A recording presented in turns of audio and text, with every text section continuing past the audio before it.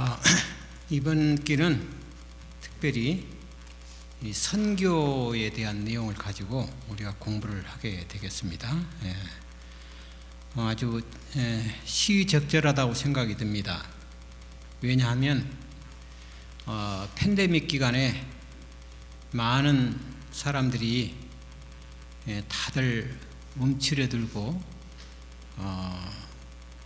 좀 활동하기 힘든 그런 어려운 그런 시간들이었는데요. 이제 뭐 세상도 그렇다고 하지만 교회 안에서도 모두들 다들 참 그 사회 활동이나 교회 활동이나 이런 것들이 거의가 참 멈추어진 그런 상태에 있었습니다.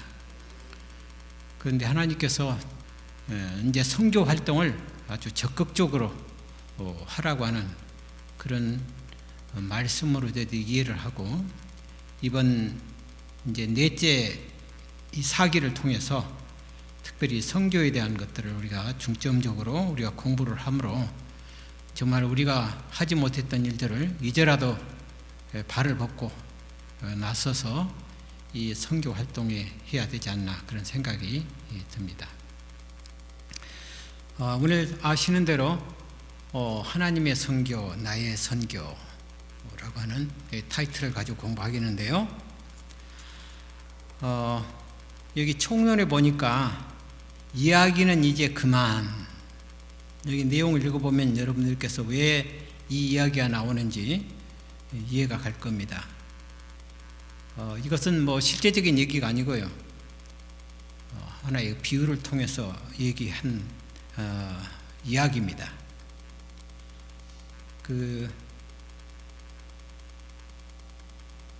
사람들이 그 길을 가다가 늪이 있는데 자꾸 지나가다가 빠져서 죽는 거예요. 그래서 이걸 동네 사람들이 그 사실을 알고서 회의를 했습니다. 어떻게 하면 이 늪에 빠지지 않고 사람들이 죽지 않게 할까 하고 궁리를 하고, 그래서 거기에 대한 내용들을 같이 토론을 하고 그랬었는데요. 이게 토론과 뭐 다양한 그런 아이디어를 가지고 얘기를 했지만은 정작 그 늪에 빠져 죽는 사람들을 구해내는 그 일에는 사람들이 전혀 참여하지 않고 그냥 머리를 맞대고 탁상공론식으로 얘기만 나누고 시간을 소모하는 그런 참 안타까운 그런 이야기가 오늘 총론에 나와 있습니다. 우리가 앉아서 하는 일이 있고 나가서 하는 일이 있어요. 그렇죠? 네. 그런데 그 동네 사람들은 죽어가는 그 사람을 구하기 위해서 나가는 게 아니고 앉아서 얘기하는 그런 시간으로 소모를 했습니다. 이 이야기는 우리가 많은 사람들에게 들려주는 아주 좋은 그런 교훈이기도 하고 또 본보기가 되기도 하는 것이고, 또 우리에게 많은 것들을 시사해 주는 그런 스토리라고 생각이 듭니다. 이제는 그런 일들을 얼굴을 맞대고 머리를 맞대고 얘기하는 그런 시간을 이제는 완전히 다 어떻게 하라고요? 그만두고 이제는 행동하라. 말은 그만하고 이제 행동하라. 그런 내용의 취지로 우리에게 권면을 하고 있습니다. 참 우리 한 이야기에 불과하지만 이 선교에 대한 내용들이 상당히 중요하고 또 그렇게 해야 마땅한다고 하는 그런 인식은 있지만, 실제적으로 우리가 나가서 하는 그 선교하는 그 시간이나 우리가 들여지는 그런 그 행동들이 너무나도 참 뭐라 그럴까요? 지지부진하다 그럴까요? 그리고 이론과 상식은 중요성을 많이 알고 있지만 그렇게 하지 못한 안타까움이 바로 오늘날 교회의 현실이고 현주소가 아닌가 그렇게 생각이 듭니다. 이제 우리는 아는 것은 충분히 알고 있기 때문에 이제 아는 것을 어떻게 해야 되겠어요? 가서 우리가 그들에게 하나님의 귀한 복음의 기별을 그들에게 전해서 늪에 빠져서 죽어가는 사람들을 그냥 보고 지켜볼 것이 아니라 이제 그들을 손을 잡고 건져서 살 수 있도록 그렇게 해야 되리라고 생각이 듭니다. 그래서 우리가 과거에 또 지금도 마찬가지지만은 너무 구호에만 그치고 말만 하고 회의만 하고 대책만 마련하고 그렇게 하는 것은 이제 완전히 접고 진정 우리가 참 죽어가는 영혼들을 그 안타까움을 보고 참 진정 하나님께 주신 그 사랑의 마음, 선교의 마음을 가지고 나가야 될 때라고 저는 생각이 듭니다. 이제는 이 팬데믹의 늪에서 완전히 벗어나서 뭔가를 좀 활동적으로 해야 되는 그런 시기가 아닌가 생각이 듭니다. 네. 자, 이 성경에 보면 전도하면은 누가 먼저 가장 떠오르는가요? 예, 사도 바울 그렇습니다. 예. 사도 바울은 참 그 성경 가운데서 전도한 걸로 해서 그 생을 불살한 그런 대표적인 인물인데 그는 평생 이방인들을 위해서 복음을 증거하고 전파한 사람입니다. 그리고 그는 전파하면서도 극심한 고통과 갈등과 참 어려움 속에서 하나님께서 주신 그 사명, 하나님께 주신 그 사랑의 끈을 놓지 않고 끝까지 그 길을 걸었던 사람입니다. 그 내부에는 뭐가 있었어요? 하나님의 사랑이 그 마음을 완전히 차지하고 있었기 때문에 그렇게 그 힘을 가지고 그 동력을 가지고 곳곳을 다니면서 복음을 증거한 그런 훌륭한 복음 사도였습니다. 저는 이 성경을 쭉 보면서 참 바울은 위대하다. 물론 훌륭한 그 성경의 인물들이 많이 있어요. 뭐 모세도 훌륭하고 다윗도 훌륭하고 그 외에도 많은 숨겨진 그런 인물들이 많은데도 불구하고 진짜 이 사도 바울은 발로 뛰는 사람이었고 손으로 다가가서 그들을 잡아주는 그런 훌륭한 사도였음을 보고 저는 참 이 사도 바울을 정말 존경하고 참 마음에 늘 간직하고 있는 그 훌륭한 그런 복음 전도자라 그렇게 생각이 듭니다. 자, 우리는 우리를 향한 하나님의 선교라고 하는 일부 공부를 하고 시작하려고 하는데요. 사실은 이 선교라고 하는 것은요, 사실 어렵지는 않습니다. 왜냐하면 하나님의 사랑이 그의 마음에 심어지면 그 사랑의 에너지를 가지고 나가는 거예요. 우리가 먹었기 때문에 전도를 못하는 거라고요?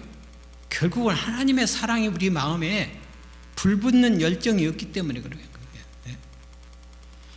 그 열정만 가지고 있으면은 그 동력에 의해서 우리는 나갈 수밖에 없어요. 왜냐하면 하나님께서 그렇게 우리로 하여금 일을 할 수 있도록 만들어주기 때문에 그렇게 될 수밖에 없죠. 우리 여기 기억드리는 말씀 우리 함께 다 같이 읽고 시작하도록 하겠습니다. 시작. 여호와 하나님이 아담을 부르시며 그에게 이르시되 내가 어디 있느냐. 이 저자는 여호와 하나님이 아담을 부르시며 그에게 이르시되 내가 어디 있느냐라고 하는 그 기억되려는 말씀을 이렇게 올려준 동기가 있다고 생각합니다. 또 그 의도가 있다고 생각이 들어요. 하나님께서는 비록 죄를 지은 타락한 아담과 하와일지라도 어떻게 해요? 그대로 내버려 두시지 않고 찾아가서 말씀하시고 그를 구원의 길로 인도해 주시는 선교적인 그런 사랑에 불타는 마음으로 찾아가신 것을 보고서 하나님께 오게 하려고 하는 그런 말씀이라고 생각이 듭니다. 사실 아담과 하와는 하나님의 낯을 피해서 숨었어요. 그렇죠? 그런 하나님은 찾아가셨다는 거예요. 아까 우리 총론에서 말씀 잠깐 우리가 얘기를 나눴지만은 늪에 빠진 사람을 그냥 보고만 있지 않고 직접 가셨다는 거예요. 그런 하나님이십니다. 그래서 하나님께서 행동하시는 하나님이시고 사랑이 격발돼서 찾아가신 예수님, 그 예수님을 우리가 상상해 볼 수가 있습니다. 우리 하나님께서는 우리를 창조하실 때 오래오래 영원토록 같이 살게 하기 위하여 창조를 해 주셨습니다. 오래오래 영원토록. 그런데 뭐가 들어와서 하나님과 우리 사이를 갈라놨어요? 죄가 하나님과 우리 사이를 분리시키는 그런 무서운 일을 했죠. 그런데 하나님께서는 그 죄의 그 시면을 어떻게 했어요? 마다하지 않으시고 찾아오셨어요. 그런 하나님이십니다. 그런 하나님은 우리를 창조하시기 전에 미리 세워놓은 그런 마스터 플랜, 그런 계획을 가지고 계시는데 그 계획을 끄집어내서라도 그를 구원하는 하나님의 사랑이 거기서 나타난 것을 우리가 볼 수가 있습니다. 그래서 하나님께서는 결국은 우리의 모든 죄를 어떻게 하셨어요? 다 없애버리시고 원래 상태로 회복시키는 그 일을 하셨는데 리셋, 잘못된 것을 어때요? 다시 리셋하는, 재조정하는 그런 일을 하나님께서 하시게 됐습니다. 그래서 하나님의 이 선교 사업은 이론이 아니고 행동이다. 그렇게 우리가 이해를 하시면 되겠습니다. 자, 하나님의 선교 계획이 선포되다. 우리 전체적인 주제를 우리가 일단 보고 1소지, 2소지를 보도록 하겠습니다. 첫째, 우리를 찾아오시는 하나님. 아까 우리 기억드리는 말씀에서 쭉 연결을 하시고 말씀하시기를 내가 어디 있느냐. 이것이 이제 내가 어디 있느냐라고 하는 말씀은 몰라서 예수님께서 아담에게 부르신 건 아니죠. 찾아가신 건 아니에요.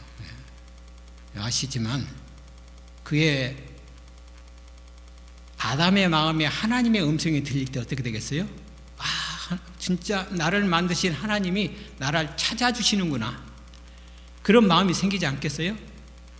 물론 하나님께서 다 아시지만. 그래서 하나님께서 말씀하시고 그렇게 내가 어디 있느냐라고 말씀을 하셨습니다. 이것이 하나님의 최초의 선교입니다. 하나님께서 사람을 창조하시고 그냥 내버려 두신 것이 아니라 잘못되었을 때는 다시 회복시켜 주시는 그런 선교의 하나님이시다라고 하는 것을 찾아볼 수가 있습니다. 하나님께서는 사람을 창조하실 때부터 우리를 사랑하셨고 하나님과 우리의 관계는 이 거룩한 속성을 기초로 합니다. 요한일서 4장에 쭉 보시면 하나님은 사랑이시라 사랑은 하나님께로 나오고 쭉 설명을 하면서 하나님의 어떤 분이심을 이 사도 요한은 얘기를 하고 있습니다. 하나님의 속성은 사랑이에요. 사랑이기 때문에 뭐가 잘못됐으면 그냥 우리처럼 간단하게 방치해 두고 그냥 내버려 두는 것이 아니라 그것을 어떻게 해요? 다시 수습을 해서 원래 상태로 회복시켜 주시는 하나님이십니다. 그것이 하나님의 속성이에요. 그 속성은 뭐예요? 사랑이시기 때문에. 그래서 이 하나님은 그 선교의 원래 그 동기를 뭔가 하면 사랑이시다라고 하는 것을 찾아볼 수가 있습니다. 사랑은 우러나오는 마음에서 나오는 것이고 거룩한 율법을 따라서 삶으로 드러나는 것입니다. 그래서 아담과 하와가 하나님의 말씀을 순종하지 않았을 때 우리와 하나님의 관계가 깨졌습니다. 이 사랑의 관계는 어때요? 항상 쌍방의 관계인데 이 사랑이 존재하자면 어떻게 해요? 그 이루어질 수가 없는 것이죠. 하나님은 아담과 하와를 창조하시고 그를 구원하려고 하는 그 마음이 우리 창세기 3장 9절에 역력히 보여주고 있는데요. 아담이 하와가 잘못됐을 때는 어떻게 했어요? 그들이 결국은 죄에서 벗어나지 못하고 불쌍한 그런 형편에 처했을 때 예수님은 찾아오셔서 그 관계를 회복시키는 그 말씀을 해 주셨습니다. 그래서 하나님은 우리가 그분에게 끊어져 나가는 것을 원하지 않으셨고 그때를 대비해서 미리 세워놓으신 계획을 실천하셨습니다. 하나님은 아담과 하와가 자신들의 실수를 돌아볼 수 있는 질문을 아까 하셨고 자신들의 잘못을 인정하도록 도우셨습니다. 내가 어디 있느냐라고 말씀했을 때 어땠어요? 그들의 현재 처한 그 상태를 그는 면밀히 바라보고 자기가 죄를 지었음을 회개하고 하나님께 돌이키도록 그렇게 하셨죠. 그것이 바로 하나님의 구원의 선교라는 것입니다. 그래서 아까 말씀드렸듯이 하나님께서 선교하시는 건 뭐라고요? 그 속정 자체가 사랑이시라는 거예요. 교훈, 하나님이 먼저 죄로 잃어버린 인류를 찾아오셨습니다. 하나님은 세상을 자기와 화목하게 하시려고 죄인을 찾아오시는 선교의 하나님이셨다. 우리 교훈에 이렇게 얘기하고 있습니다. 그리스도는 야곱이 보았던 밑바닥은 지상의 꼭대기는 하늘 문구 영광의 문 어귀에 닿은 그 사다리시다. 만일 그 사다리가 단 한 발판 때문에 지상에 도달하지 못했더라면 우리는 잃어버린 바 되었을 것이다.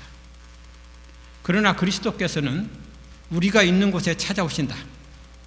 예수께서 우리의 본성을 취하시고 승리하신 것은 우리로 당신의 본성을 취함으로 말미암아 승리할 수 있도록 하기 위함이었다. 아주 참 귀중한 말씀입니다. 늘 역사하시는 하나님의 선교. 자, 두 번째 우리 소리 보겠습니다. 우리와 함께 하기를 원하시는 하나님. 창세기 28장 15절에 이렇게 기록하고 있습니다. 내가 너와 함께 있어 내가 어디로 가든지 너를 지키며 너를 이끌어 이 땅으로 돌아오게 할지라. 내가 네게 허락한 것을 다 이루기까지 너를 뭐하지 아니하리라? 떠나지 아니하리라 하시니라. 그러니까 우리 하나님은 계속 우리와 함께 계신다는 사실을 여기서 말씀해 주고 있어요. 떠나지 아니하리라.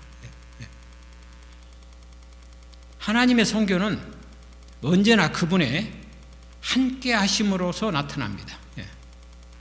사랑은 언제나 함께 하고자 하는 마음이 있죠. 사랑은 그렇습니다. 그렇잖아요.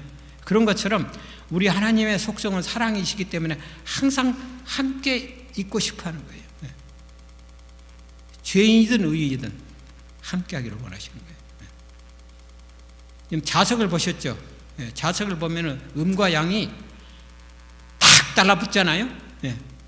막 뛰려고 하면 잘 떨어지지 않잖아요. 마치 사랑의 관계가 그렇습니다.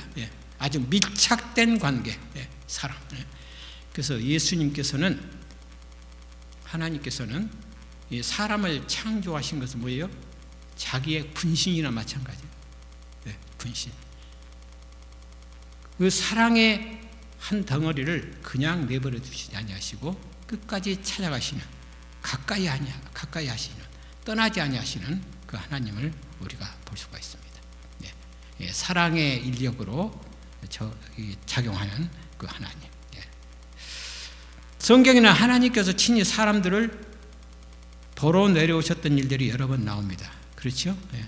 창세기 11장, 18장, 또 출애굽기 3장 쭉 보시면은 그 하나님께서 사람들을 만나러 오시기 위하여 찾아오신 그 모습들이 나타나는데, 성경의 그 기록들 외에도 하나님께서는 우리와 개인적으로 만나기를 원하신다는 것을 알 수가 있습니다. 혹시 여러분들께서 하나님이 나와 함께 계신다고 하는 것을 느끼고 경험하고 계십니까? 우리가 그런 경험들을 많이 하고 있어요. 하나님 그래서 우리가 개인적으로도 늘 함께 하심을 우리가 볼 수가 있습니다. 자, 아브라함, 이삭, 야곱, 요셉 이렇게 쭉 나오는데요. 이 아브라함 창세기 17장 7절에 보면은 내가 내 언약을 세워 나와 함께 대대 후손에 영원한 언약을 삼고 너와 내 후손의 하나님이 되리라. 우리 하나님께서 얼마나 정겹게 다가오신 하나님이신지 몰라요. 아브라함에게 그렇게 말씀하셨습니다. 그 다음에 이삭에게도 마찬가지입니다. 창세기 26장 3절에 보면은 여호와께서 이삭에게 나타나 이르시되 애굽으로 내려가지 말고 내가 내게 지시하는 땅에 거주하라. 이 땅에 거류하면 내가 너와 함께 있어 내게 복을 주고 내가 이 모든 땅을 너와 내 자손에게 주리라. 우리 하나님께서 이삭에게도 그렇게 말씀을 해 주셨습니다. 늘 함께 하신 하나님. 그 다음에 야곱도 마찬가지죠. 야곱도 하나님께서 창세기 28장에 15절에 보면 내가 너와 함께 있어 내가 어디로 가든지 너를 지키며 너를 이끌어 이 땅으로 돌아오게 할지라. 내가 내게 허락한 것을 다 이루기까지 너를 떠나지 아니하리라 라고 말씀을 하셨습니다. 그래서 다시 정리하면 아브라함, 이삭, 야곱, 요셉은 말할 것이 없죠. 요셉은 어땠어요? 그는 가는 곳마다 하나님께서 함께 하심으로 뭐하게 해주셨다고? 형통하게 하셨다. 요셉은 그 하나님께서 함께 하심을 늘 아주 체험적으로 느끼면서 그렇게 살았습니다. 이스라엘 사람들은 어땠어요? 이스라엘 사람도 하나님께서 성소를 지으라고 할 때 성소를 지은 하나님의 계획과 목적이 있었어요. 내가 너와 함께 하겠어 성소를 지으라. 우리 출애굽기 25장에 그렇게 기록이 되어 있는데요. 하나님은 성소에 거하셨지만 단지 상징물들만을 통해서였습니다. 이것은 우리와 함께 거하고자 하시는 최고의 목적이 성취되기를 기대하는 하나님의 성교의 일본이었습니다. 그래서 구약 성경에 나타나는 모든 상징적인 이런 표상적인 이런 것들은 하나의 상징물에 속한 것이지만 결국은 그 상징이 어떻게 됐어요? 예수님께서 오셔서 그것이 성취가 되었어요. 실제적으로 예수님이 나타나신 거예요. 그래서 신약 성경에는 예수님께서 친히 오셔서 성교 일을 하시는 거죠. 이처럼 우리에게 하나님의 사랑의 속성인 이 속성이 거부할 수 없는 그런 영원한 법칙이기 때문에 예수님께서 결국은 이 땅에 오심으로 그 일을 하시게 되는 것입니다. 자, 교훈. 하나님은 태초부터 이스라엘 역사를 통해 우리와 함께하기를 원하셨다. 그분은 어려운 시험과 고난 가운데서도 우리와 함께하시며 소망을 주신다. 그는 죄로 어두워진 이 세상에 하나님의 사랑의 빛을 드러내시려고 곧 우리와 함께 계시는 하나님이 되시려고 오셨다. 그러므로 그의 이름은 뭐라고요? 임마누엘이라 하리라고 그에게 대하여 예언되었다. 예수께서는 우리와 함께 계시기 위하여 오심으로써 하나님을 사람들과 천사들에게 나타내시려 하셨다. 그는 하나님의 생각을 들을 수 있도록 한 하나님의 말씀이셨다. 시대의 소망이 있는 말씀입니다. 자, 세 번째 삶소지 보겠습니다. 우리와 하나가 되신 하나님. 말씀이 육신이 되어 우리 가운데 거하심에. 사실 구약 성경을 쭉 읽어보시면은 하나님께서 직접 이렇게 사람들과 만나는 그런 일들은 대화를 하고 하는 그런 기록들은 찾아보기가 참 힘들어요. 그런데 신약 성경은 어떻게 됐어요? 그 만나보지 못하는 그 간극을 완전히 어떻게 했어요? 허물어 버리시고 직접 예수님께서 오셔서 하나님 대신 예수님께서 오셔서 그 일을 하신 것이죠. 그래서 우리와 하나가 되신 하나님이신데 여기 말씀이 육신이 되어 우리 가운데 거하심이라 때 거하심이라고 하는 말은요, 어떤 그 성경의 번역에 보면은 장막을 치심해라고 하는 그렇게 번역이 되어 있어요.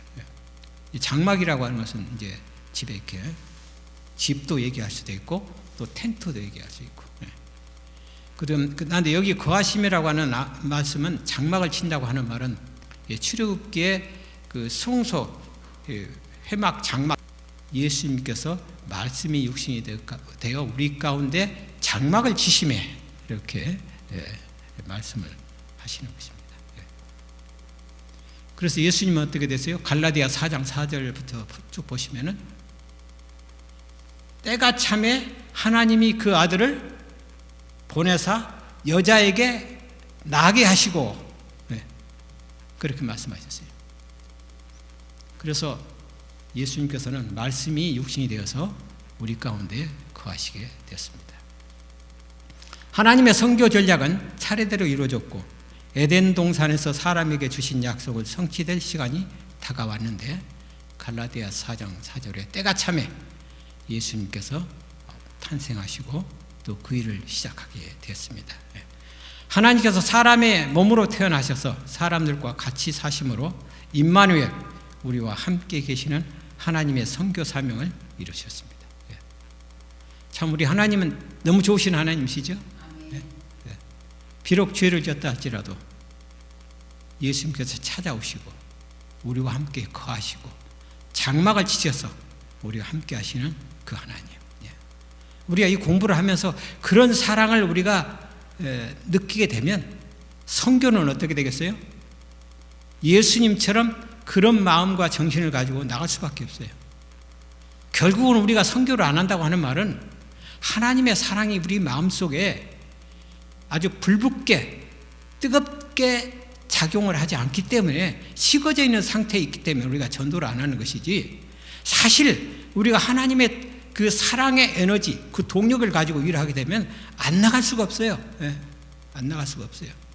남녀가 데이트를 하려고 할 때 너무 사랑하잖아요. 그러니까 어느 장소에서 만나자 그러면은 꼭 그 시간에 가는 게 아니라 그 전에 빨리 가서 만나려고 하는 그런 마음이 있듯이, 우리가 하나님의 사랑으로 젖어 있고 가득 찬다고 하면 이 전도는 누가 이렇게 의무적으로 하라고 그렇게 얘기를 안 해도 그냥 자발적으로 전도를 할 수밖에 없다고 하는 것입니다. 예수님은 그런 마음으로 임마누엘, 우리와 함께 계시는 하나님으로서 이 땅에 오시게 됐습니다. 우리 곁에 거하시려는 하나님의 사랑과 소망은 온전한 사람이신 동시에 하나님이신 예수님 안에서 이루어졌습니다. 결국은 구약 성경에 예언되고 표상적이고 상징적으로 했던 모든 그런 것들이 이제 실제화되어서 실체 대신 예수님께서 오셔서 그 일을 이루신다는 말씀입니다. 예수님은 하나님께서 미리 정해놓으신 계획에 따라서 사시고 죽으시고 다시 살아나셔서 구약 성경에 나오는 모든 예언들을 어떻게 했어요? 이루셨습니다. 아브라함에게, 이삭에게, 야곱에게 했던 모든 약속을 어떻게 했어요? 이루셨습니다. 십자가에서 하나님의 선교는 정점에 이르렀습니다. 하나님과 사람은 다시 만날 수 있게 되었습니다. 그러나 선교 사명은 아직 끝나지 않았습니다. 이 선교 사명은 예수님께서 샘플로 본보기로 보여주시고, 이제 우리에게는 예수님이 하시는 그 목적은 뭐예요? 제자들을 양성시켜서 그들로 하여금 일을 할 수 있도록 그렇게 하신 거예요. 그런데 그 일은 누가 해야 되겠어요?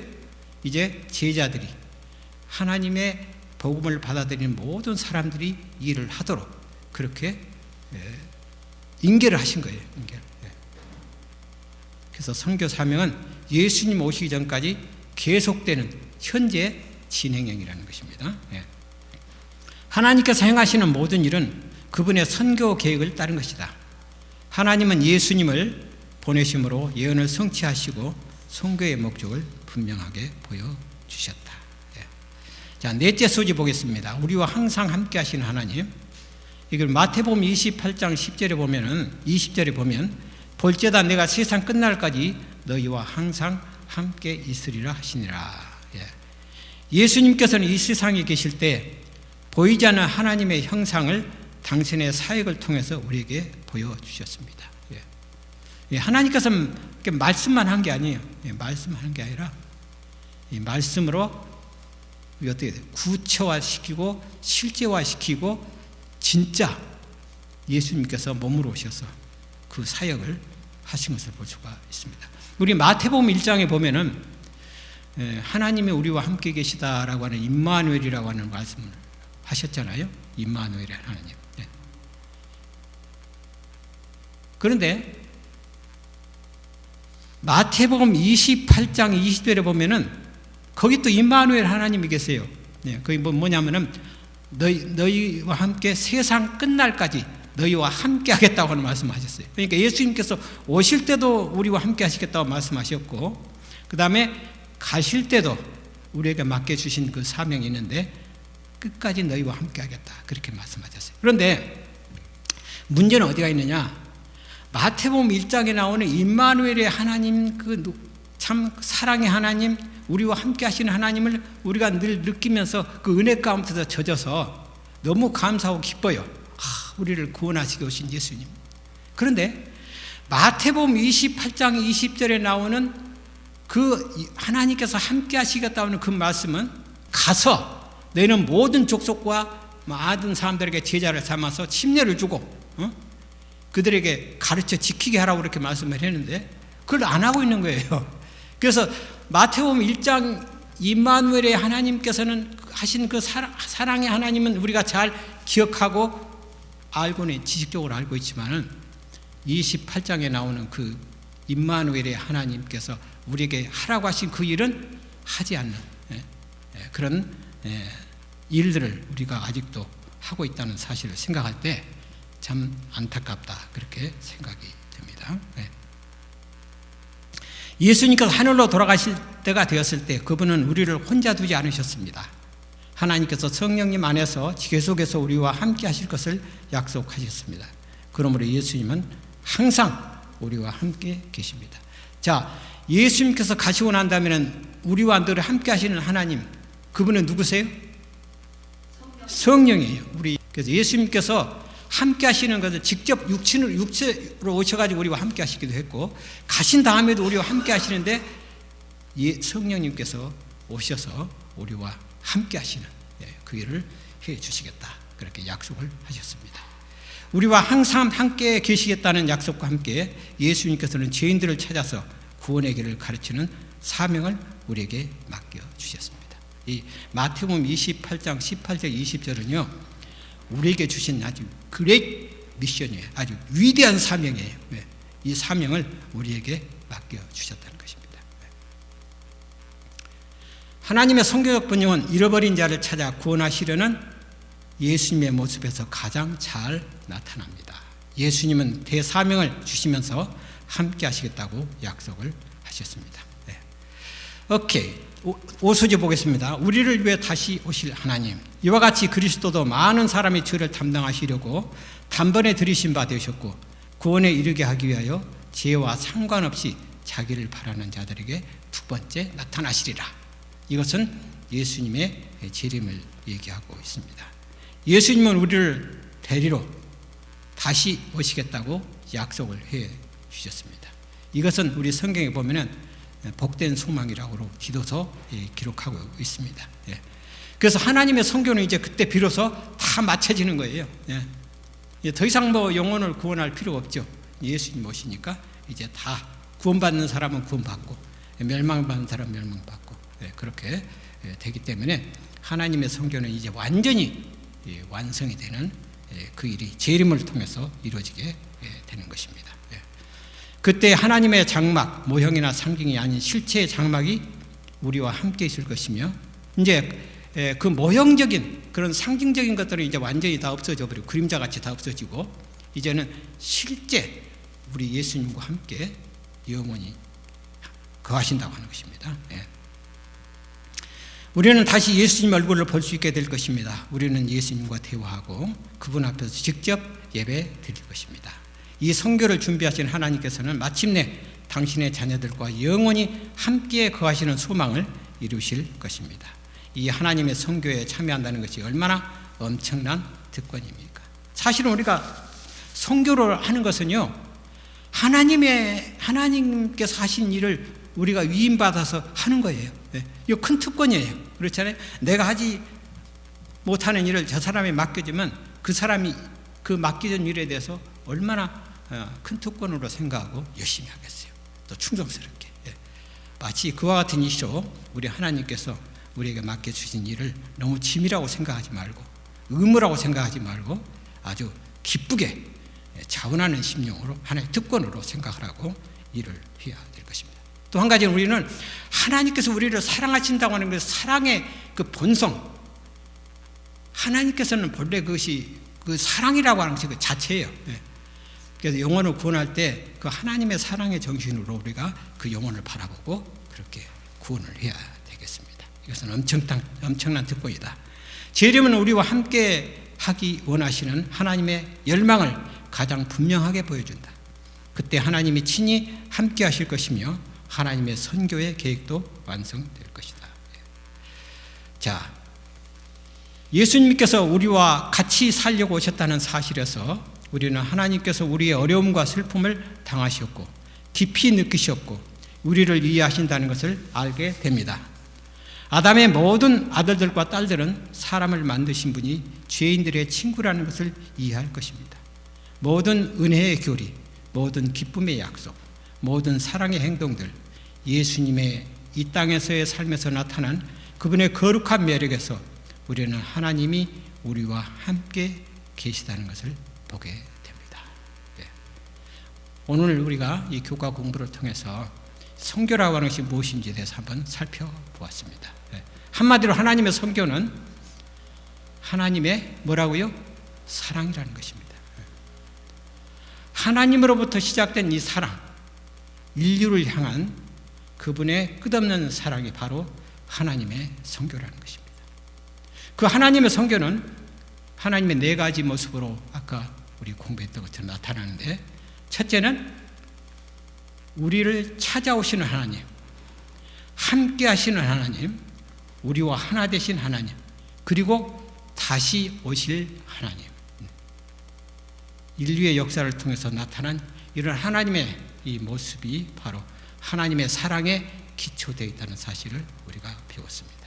우리도 이런 하나님의 사랑을 잘 깨닫고 하나님의 선교에 동참하는 그런 첫걸음이 되었음을 우리가 생각하고 그분의 사랑에 아주 강권하는 그런 심정을 가지고 우리가 영혼 구원을 위해서 열심히 일을 해야 되겠습니다. 자, 이번 교과 공부는 좀 특별한 것이 있는데요.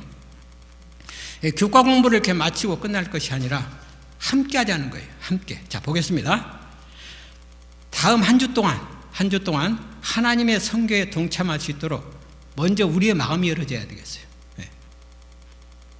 내 마음이 열려야 일을 하는 것이지 닫힌 마음으로 영혼구원 영혼을 외쳐봐야 소용이 없습니다. 그래서 오주님, 내가 선교하려고 하는 마음을 주십시오. 하나님의 사랑의 동력으로 내가 안 나가면 안 될 그런 뜨거운 마음을, 정열의 마음을 저에게 주십시오 라고 우리가 매일 한 주 동안 우리가 좀 기도의 목록에 좀 집어넣었으면 좋겠어요.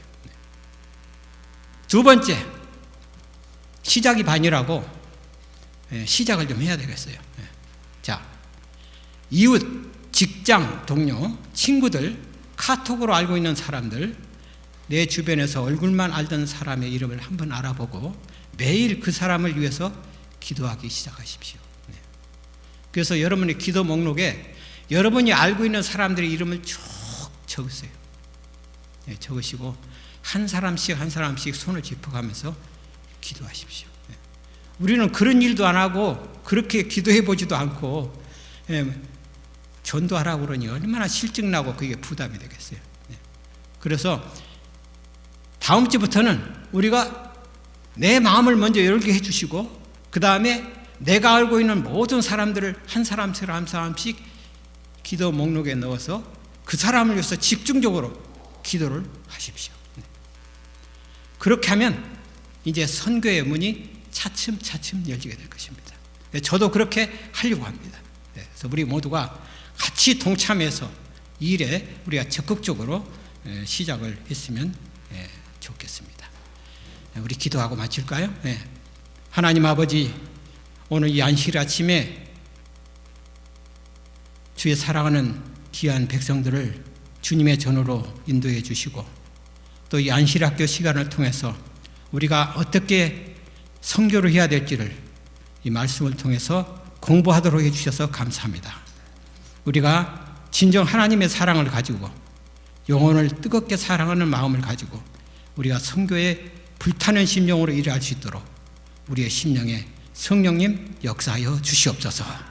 그래서 우리 교회가 침체된 그런 늪에서 벗어나서 참으로 하나님의 이 귀한 선교의 사명을 잘 감당하도록 우리에게 더욱더 힘을 주시고 용기를 주시고 또 권능을 주셔서 일을 잘 가능하게 할 수 있도록 우리 하나님께서 날마다 시간마다 저희들과 함께하여 주시옵기를 예수님의 이름으로 기도드리옵나이다.